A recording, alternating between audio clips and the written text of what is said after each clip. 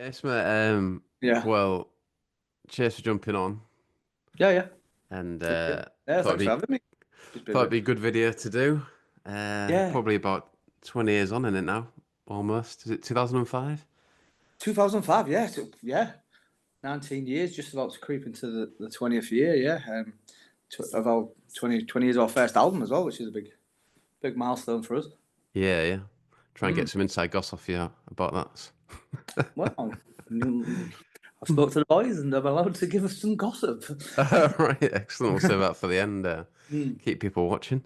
Yeah, But yeah, yeah, sure. uh, but yeah, can you give us a bit of context to this? So it's the video is obviously you guys and Pete Doherty backstage in Paris. How did you get there? So, it's crazy. So, Hedy Slimane was the sort of the main designer for Dior.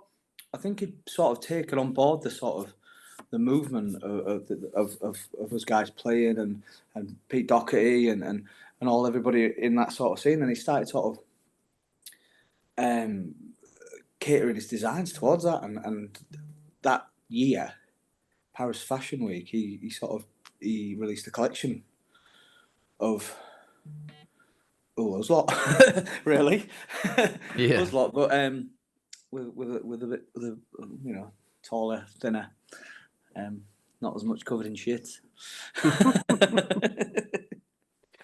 And I've only, he's got like a what? mega expensive book, hasn't he, of like photos from that time or something. Yes. So I was trying to figure out.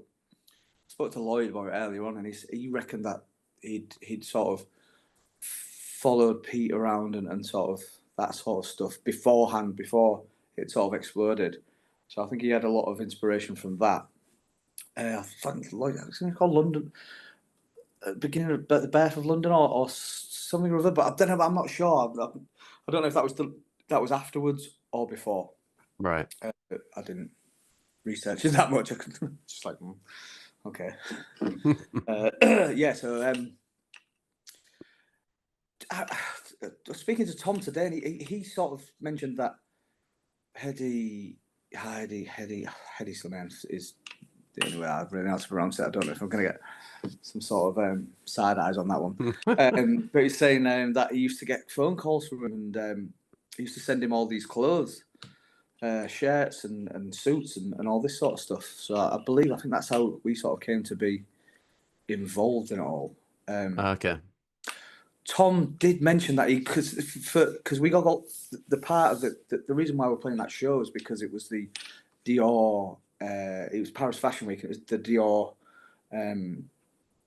show, and Hmm. we were playing like sort of the after show type thing. It was us and the Cazelles, which I've been listening to today. There's not enough going out for the Cazelles. They were absolutely amazing. I can't, but do you know, I've not listened to them in a very long time, and I was walking to the shops earlier on and just sort of slung in my headphones, and oh god, they're an absolutely great band. Yeah, I They're know what you mean. When I an, was interviewing Phil for this, like right. Well, actually, listen yeah, to the there you go. songs, and I Yeah, was like, oh yeah, they're actually pretty that's why brilliant. it sort of it pulled me into that because Phil was actually in the show. He was in the Dior show, and the Cazelles played that night with us at Le Triptyque. So that's kind of why I started listening to him again. But wow, yeah, somebody somewhere and Poor Innocent Boy and Yeah, what? Poor Oh, Innocent Boy's great. Yeah. the Spandau Ballet cover that they did. I mean, wow. Yeah, I think they're going to come back onto my playlist. I think yeah, they're a real good band. Mm. Yeah, yeah. Yeah. Incidentally, I was speaking to young Nice the other night, and Oh wow, wow. I was like, I dropped in a story that I'm pretty sure you told me once that when you were playing some like mini festival at Butlins that you nicked all their rider or something, all their beer. No, I believe it wasn't. It wasn't Butlins. I don't think it was. We played with Dirty Pretty Things at Kentish Town Forum, and Oh, right. they were playing, we were playing, and I think they just buggered off because I think we were all northern idiots shouting and being a bit brash, Oh, shall we yeah, say? I think the Butlin story was something about someone had to stop you running on stage during the subways. Actually, I think I've conflated two That would stories probably make sense. I was a big fan of them as well. There's some other stories about Butlins, but yeah, they're not for now, and I don't think they ever will be. Yeah, yeah. They were saying they played there recently. I think it's still going, that type of thing. Yes, do you know what? I was supposed to go. I was supposed to go to well, I'm of that age now where people are turning 40, and I got invited to go to one the other week. Okay. Shine On one, Shine On. But I Right. didn't end up going in the end. But yeah, I believe. I mean, they are a good do. Can't lie about that. They're a good do, and it's easy to get lost in. Definitely. Yeah, yeah. All right, then should we have a bit of watch of this then? So whereabouts was it? Just somewhere in Paris, this thing? So it was a place called Le Triptyque, which I mean that's as far as I know, really.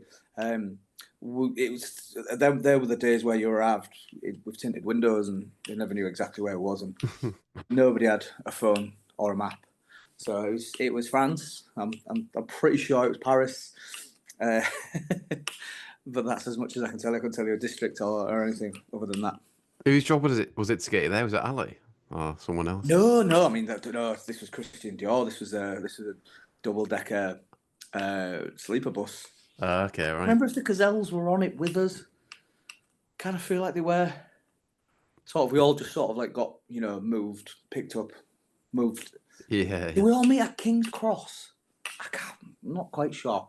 And we just sort of got on the bus and drank our way to Paris. Was this when Lloyd said you're on the bus with the Pet Shop Boys at one point, or was that a different time? Yes, yeah. I was going to get into that. That's a little bit later on for me. That was a little later in the evening. That one. Oh, okay, right. After the gig, yeah. That was that's a very prominent memory for me. Yeah, it sounds funny. So Le Triptyque was just like a little indie venue, but I mean, it was. Now I don't really play that. We didn't play Paris that much as the Paddingtons. I don't know if we didn't sort of hit it with the Parisian crowds, but it wasn't somewhere that we played. We kind of always played there, but it was the sort of rattiest little venue. Like for anybody who doesn't know the Adelphi in Hull, it's like that, but like 10 times worse. Really? It was like a dive bar, but like, oh god, yeah. I think like it's more like a crypt rather than anything else. It was quite strange. It had a sort of really weird, odd, like catacombs, like sort of odd angled ceilings, and it was just really sort of dark and dingy. It was a cool place, but during the day, when there was nobody else in there, it smelled really bad. Wasn't a very nice place. Fair play. And you look pretty hot in there, bad looks for it as well. Oh, well, I think we played there a few times. I think one time I was actually playing in my underpants. And that's, yeah. Needs must. Well, it really did. Right, let's have a look then. I'll try and share my screen. Just share sound. See if this is mentally loud.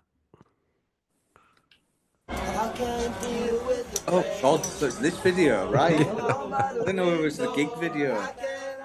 We'll try and find that as well. Okay. So this was Pete, as always, just appeared out of nowhere, and he did it no matter what. When sometimes you never even knew if he was going to turn up or not, or whether he just used to appear, and I think he literally just came through the back door. I think we were getting ready to go on stage, and he just sort of that's the sort of like backstage walkway to the gig, and he just sort of appeared. He was with Kate Moss at the time as well. I think she's knocking around there somewhere. But he always used to do it like the sort of Scarlet Pimpernel. He used to just like appear in a sort of whirlwind, and it was always like wow, because obviously he's a very, very tall man, and he's I mean he was a skinny man back then, but he's still an absolute unit of a man. You knew when he appeared, and he used to do it really well. So you didn't know he was actually coming that night, or he just kind of not to my memory.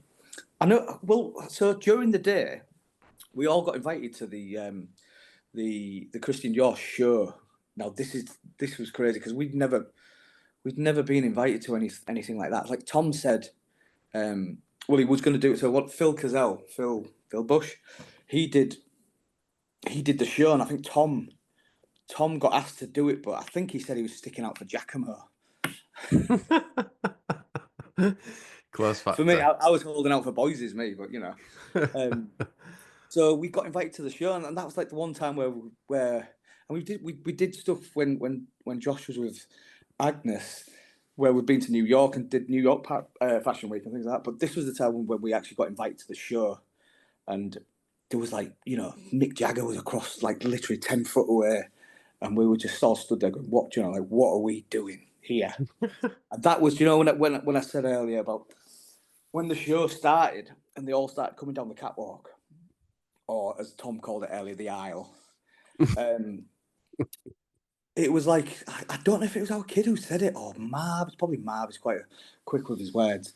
And he was like, he just said, "Fucking hell, they look like us, but they're not covered in shit."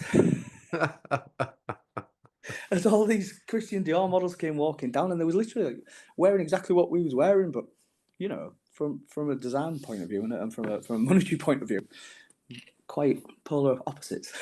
Yeah. But yeah, so we were playing sort of the after party type thing. So, and I think it was based on Pete as well. I think Pete had a big sort of thing for the range was based on his sort of style as well.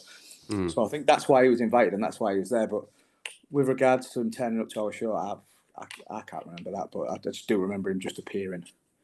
Yeah, fair.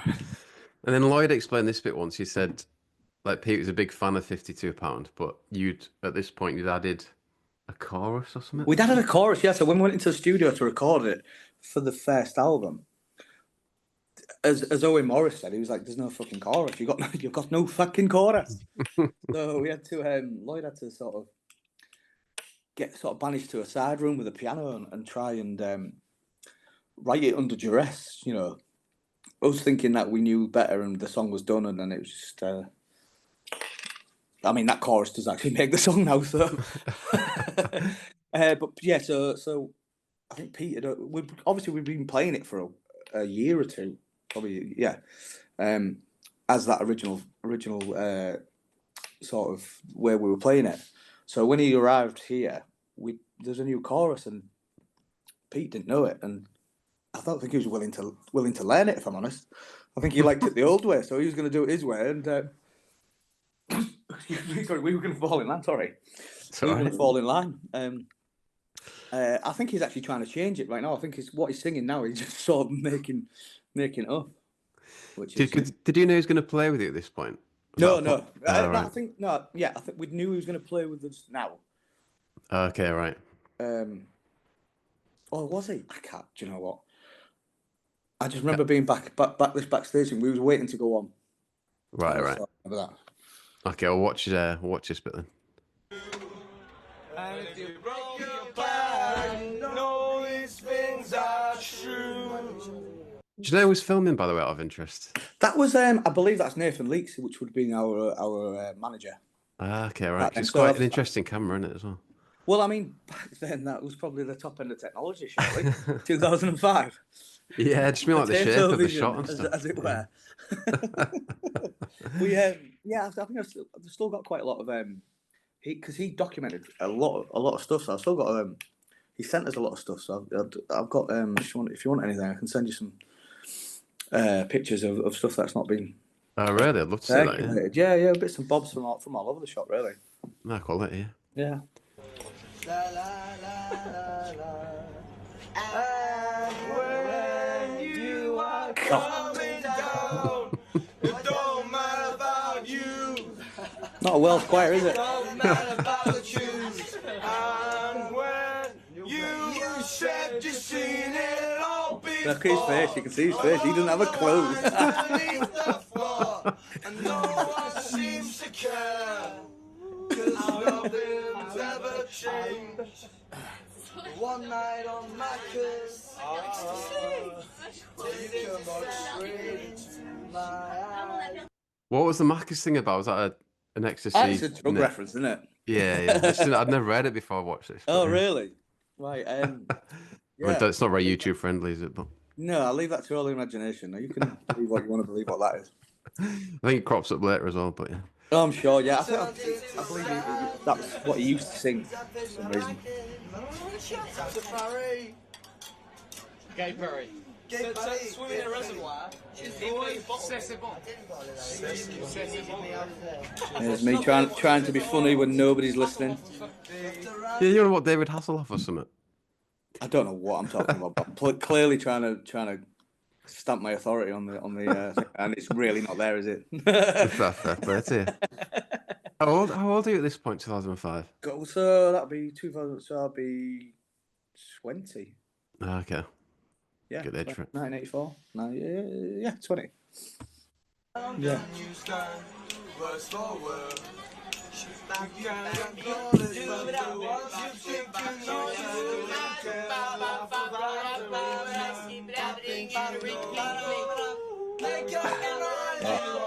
One night on Macca's.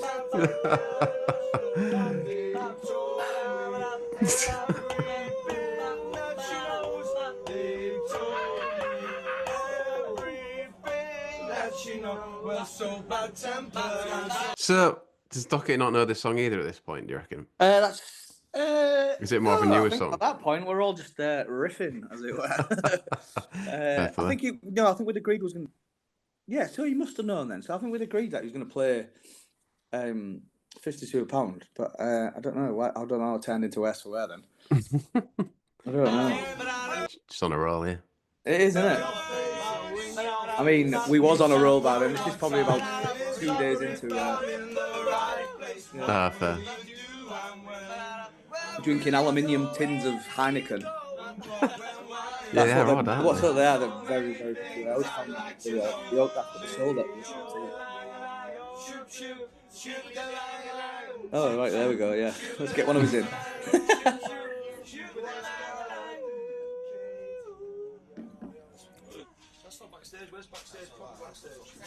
Any idea where Marv Spinal was? Tap moment. Spinal Tap moment. Love it.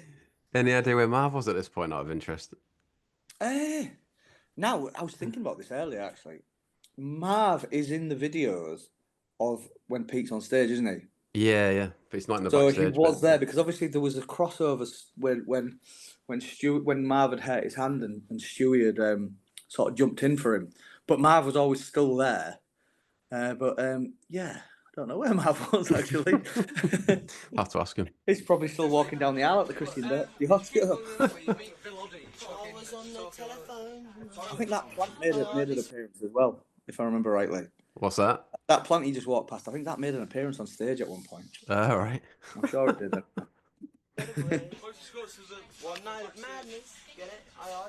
Yeah, that's what he used to say. He was trying to say, I at least said a word. That's what he kept trying to sort of push that sort of point. The madness crossover. Madness, he hardly said a word. Yeah, your face says quality though as well. Yeah, that will be me because I mean, obviously at this point, I mean, we sort of played with Pete and done some touring and bits and bobs, but it's still fucking Pete Doherty, man. Yeah. You know, you're just saying an like absolute idol of ours, and for him to be knocking around with us and singing our songs and things like that. I mean, that look on my face is literally a look of, is this really fucking happening? and rightly so. Do you know what I mean? Rightly so. Load of chances from all fucking hell in the catacombs of Paris with Christian Dior in turn, Pete Doherty singing our songs. Yeah. Madness. Real good, isn't it? I like to stay, Paddington, watch TV on my own every now and then. One night I didn't know I did a duet with Pete. Oh.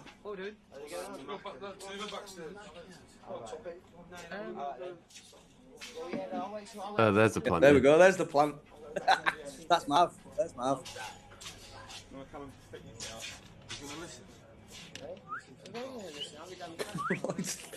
Lloyd's looking like he's in Commando, like Arnold Schwarzenegger, carrying a log over his shoulder to go to where.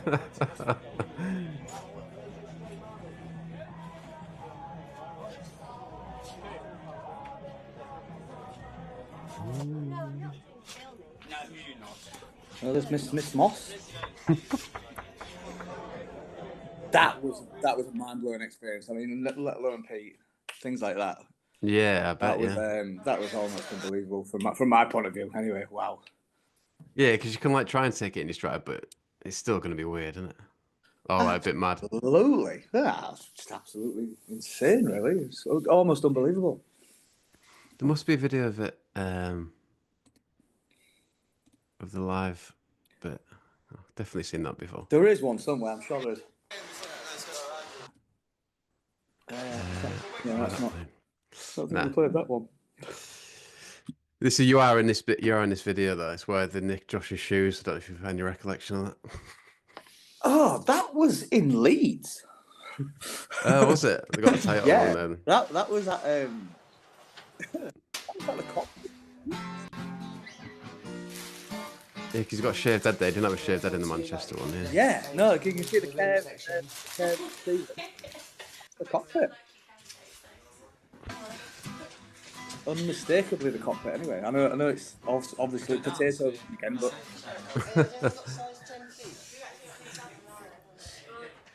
wow. God, there's some heads there. I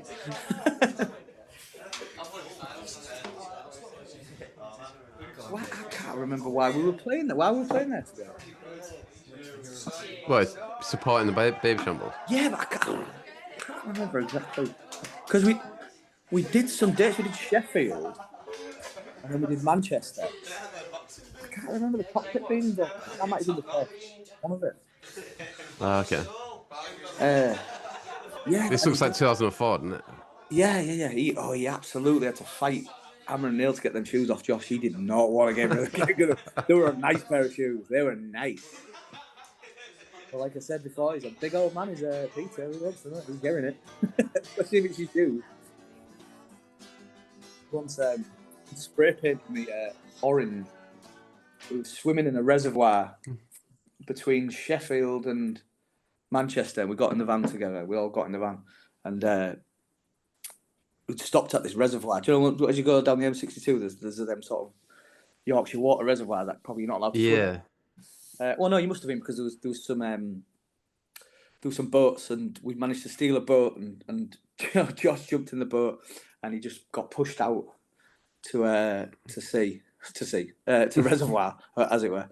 And I had to swim out because there was no oars. I had to go swim out and grab him. So I managed to do that, swimming back in, and as I'm getting back in, we're getting back to the bus. I'm getting changed on the back of the bus, trying to put some dry clothes on. And Pete runs around the other side with an orange spray paint and absolutely covers me in it. Jesus. Oh, yeah, I was well happy about that. To be fair, Josh gets a good line in this. I think he says, "There's no soul." Oh. And he doesn't have soles in his shoes or something.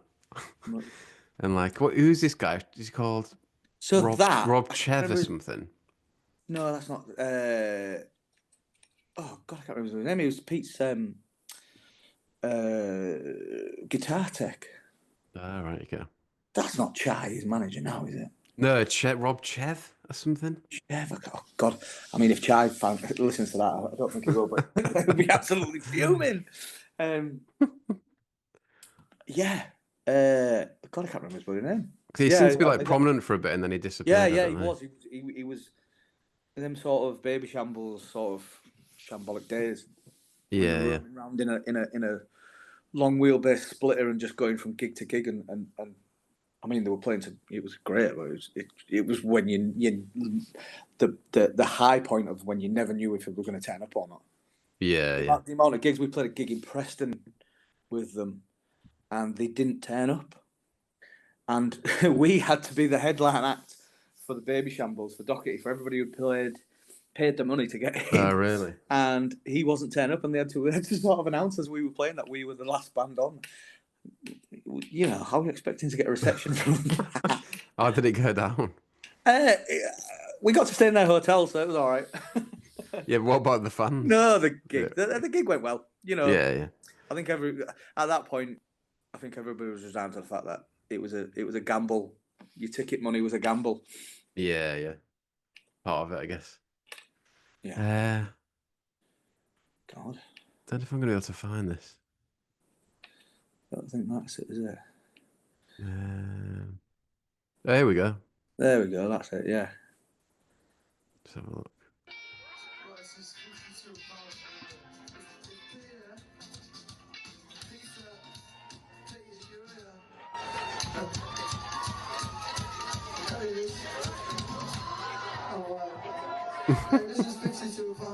Like I say, catacombs, like a crypt. What, a proper cramped up there, Taylor? Yeah, absolutely. You know, there's me at the back. You can see sweat dripping, scum from the ceiling a lot. Cigarette in the mouth as well. Those were the days. I don't know how we did it.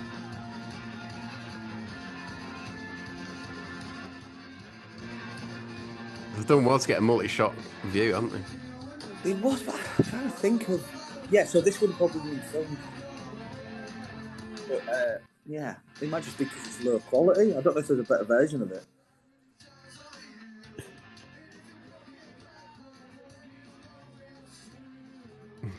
It's almost like stills.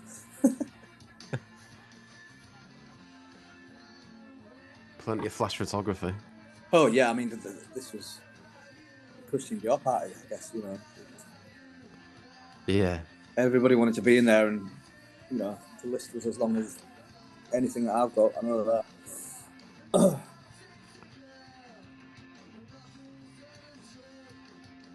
And the Gazelles played before us.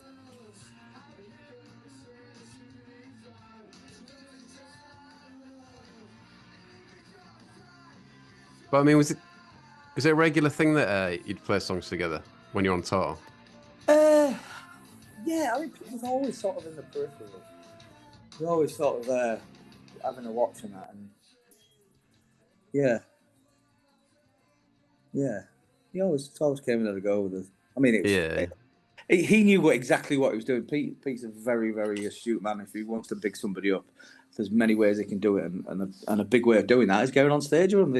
It grabs so much attention, so much press, and it tells the crowd that you know he likes them.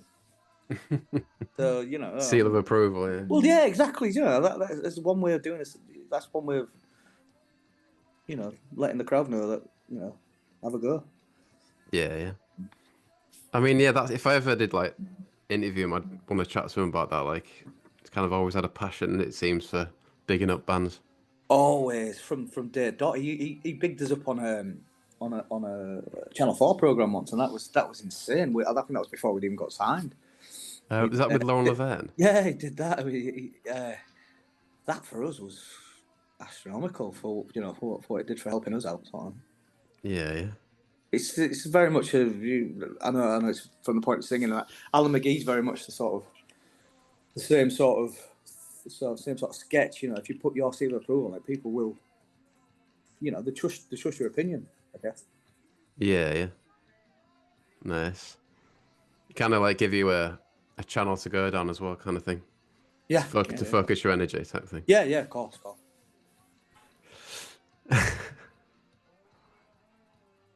Yeah, this is this. It was an insane. It's a lot of fun. Yeah, we always used to have a lot of fun because, like I said before, it was always like a Jolly Boys outing whenever we did anything like this because it was always never quite our thing. Invited to do something, so there's always other people involved. We once did it with the Others and the Unstrung. Now that was a Jolly Boys outing to Paris again. We did at the same venue, but it wasn't through Dior. I can't remember what it was through. But that was, Ben Bailey. Ben Bailey lost his passport. So we had to hide him in a kick drum. Put him in a kick drum in the bottom of the bus. And that's how because he sold his passport for a bottle of vodka. He sold it? Yeah. So the only way we could get him across there was to put him in a kick drum, in the kick drum case. Wow. And he managed to get in and out of France. And then on the way back, we just had people without tickets and everything. It was just whoever got on the bus. I remember getting to passport control, and it was just like there was people that we didn't even know that was on the bus trying to get into England. They'd just been in Paris and just joined the party. Oh wow! There's something to be said about them tour buses, them sleeper tour buses. once you leave your venue and you go to the next venue in whatever town or city it is, whoever's on that bus, they're just sort of like mobile parties. Yeah. Yeah. I think me and Mark tried to get one on once after Ulu, but Ali wasn't having it. Oh well, that's Ali. That's Ali for you. See, you should have come and seen me, shouldn't you? I would have got you in the kick drum. I think that the Dirty Dreamers got us on there. I think it was your bus anyway. I think they were using your splitter van. Yeah. Got followers about in our bus, didn't they? Yeah. Yeah. Oh, the Dirty Dreamers. Yeah, our kids talking about them the other day. Yeah, I saw that video. Yeah. Yeah. Clemware. I'll say it out loud. Clemware. Yeah. Good full company. And then some photos of this have appeared, haven't they, from somewhere recently? Yeah, so they're actually in the Hedy Slimane book. So that actually got published as a sort of like a high-end coffee table book. I don't know how you'd sort of label it, but that's from that evening. Okay. And someone just posted the actual photos recently or something? Yeah, I believe so. Yeah. Where did we get them from? I think I started posting them. Did Tom get them from somewhere? Somebody sent them and right. Yeah, I mean, probably should. I mean, I don't think he'll be bothered with being tagged in any of the photos, but probably should tag the photographer.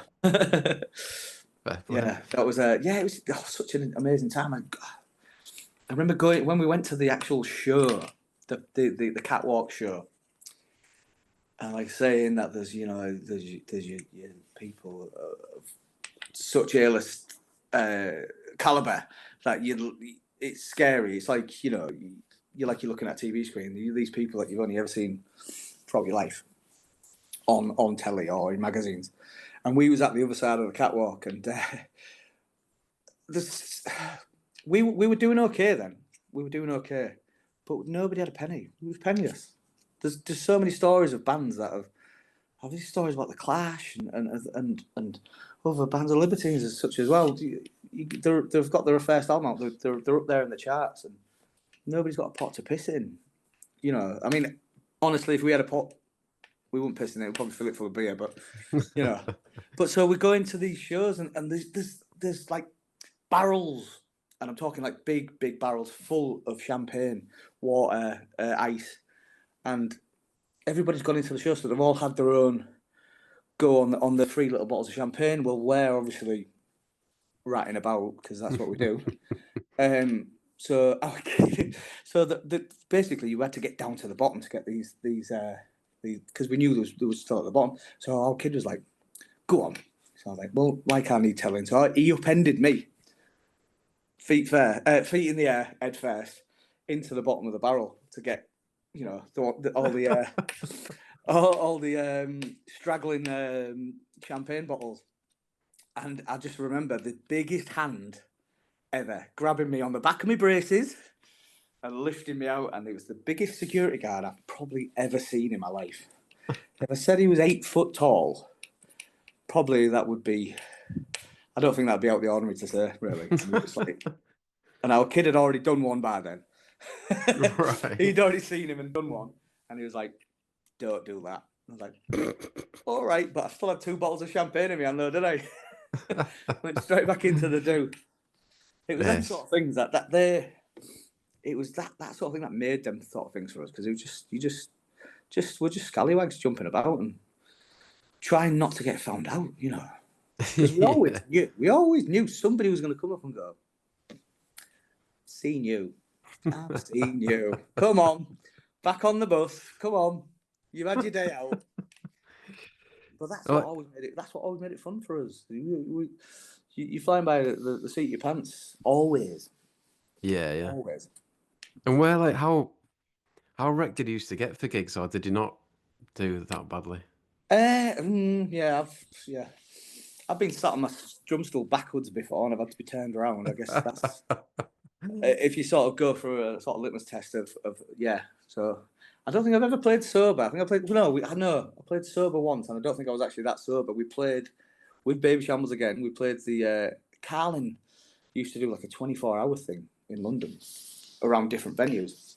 Yeah, I remember the name. We played Ulu with Brendan Benson, and of Jack Whitesmith. Jack White fame. Yeah. Raconteurs. The Raconteurs, there you go. I was going to say the Troubadours, and and we played at like 9 in the morning. Wow. But even at 9 in the morning, I still managed to get a few on. Yeah, fair play. So, yeah. It definitely went hand in hand. Like I say, we always thought it was going to get caught out, so the seriousness of Make the most of it. Yeah, of course. You remember me talking about some corporate gig with like an ice sculpture that had vodka pouring out of it or something. Yeah, that was God, I think it was Relentless, the energy drink Relentless. Mm. Remember that? I don't know what it's turned into now. They've all got different names and all that sort of stuff now. But we played on a boat on the Thames. It was a stationary boat. It didn't go anywhere. It was docked, but it was like a sort of Sex Pistols-esque. They were trying, you could see what they were trying to do. Yeah. But because of these corporate sort of things, we did manage to get quite a lot of them sort of corporate things. They were good payers though. Unfortunately, the underground in Stoke, it paid, but it didn't pay as much as it. Them corporate gigs did keep the train rolling because at that point, people were losing CD sales and the sort of birth of the internet and illegally downloading. So we were all struggling to make our way, I guess. But yes, so we were playing on a boat on the Thames, on the Thames, and there was an ice sculpture, and it was a woman, a naked female, and she had a hole in her mouth and a hole wherever you would like it to be. Because I'm not going to say that, just in case my mum's watching. And they poured vodka and Relentless or whatever drink it was down the chute, and yeah. Yeah. It'd been like an Instagram hit these days, wouldn't it? One of them. Oh well, I probably would have got Relentless. Probably would have got cancelled. I would think. Yes. All right, mate. Well, cheers for that. And obviously, 20 years, like I say, 20 years since the first album next year, and planning to play some gigs and that. Yeah, 2024 is 20 years of first album, First Comes First. So we're gonna play some shows next year. Can't quite tell you where yet because the powers that be haven't announced it yet, so I can't really announce it until they do. But it'll be around Easter, which will get us going, and then I don't know, towards the end of the year, because obviously that's when it will be the 20th anniversary. I don't know what we're looking at doing, but definitely has to be a celebration of a year, I think. Yeah. Yes. I want you to release that Ulu live thing on record. We have that. We actually have that filmed as well. The full gig. Giorgio. Is it Testini? Can't remember his bloody last name. Is it Paul's Films? Oh, yeah. I know what you mean. So yeah, he does a lot of work with the Killers actually. He's every time I see him on Instagram, he's always roaming around with the Killers.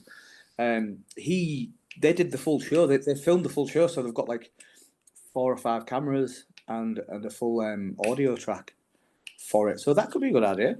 You might you might have sold an idea there, mate. See what the boys have to say. I think it'd be ideal. I think so. Yeah, I think that was our biggest sort of show, our own show. What we did, without anybody else. So. Yeah, I was buzzing to get to that one actually. Yeah. Oh, was you there? Yeah. I mean that that picture of it from the back. I can't remember. Right. Yeah. I'm right at the bottom, like facing the wrong way for some reason. Like just screaming my head off. If I can get on the back of my stool, you can get on the back of the crowd. I'm happy with that, mate. That's how it should be. That's how we enjoy our music, don't we? Yeah. Facing backwards.